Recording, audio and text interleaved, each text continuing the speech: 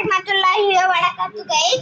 আজকে আমরা আপনাদেরকে দেখাতে চলেছি কেমনে আপনারা আপনার উইন্ডোজ 7 ডেস্কটপটা ওয়ালপেপার চেঞ্জ করবেন। তার জন্য আপনারা প্রথমে রাইট ক্লিক করে ফেলবেন।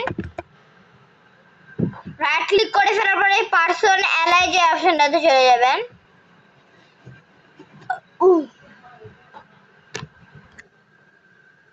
ক্লিক করার পরে একটা ওয়েবসাইট ওপেন হয়ে যাবে।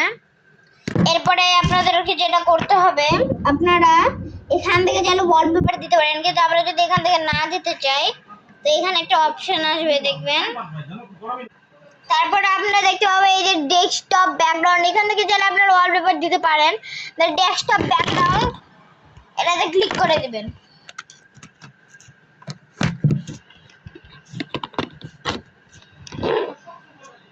এই যে ডেস্কটপ ব্যাকগ্রাউন্ড, এই যে এখানে ডেস্কটপ ব্যাকগ্রাউন্ড, এখানে আমরা ক্লিক করে দেব।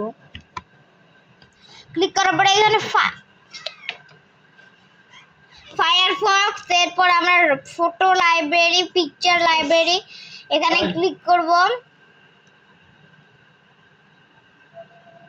তারপরে আমরা যদি এখানে আবার যদি আমরা ক্লিক করে দিই, এই এখানে আছে এগুলো, এই ফটোগুলো আছে, আমরা চাইলে এগুলো ফটো দিতে পারি ওয়ালপেপারে।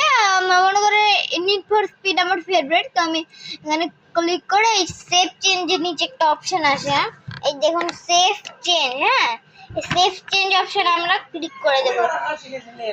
এই যে এখানে আমরা ক্লিক করে দেব। এরপর আমাদের নিড ফর স্পিডের একটা লোগো হয়ে গেছে। ধন্যবাদ এই ভিডিওটা দেখার জন্য।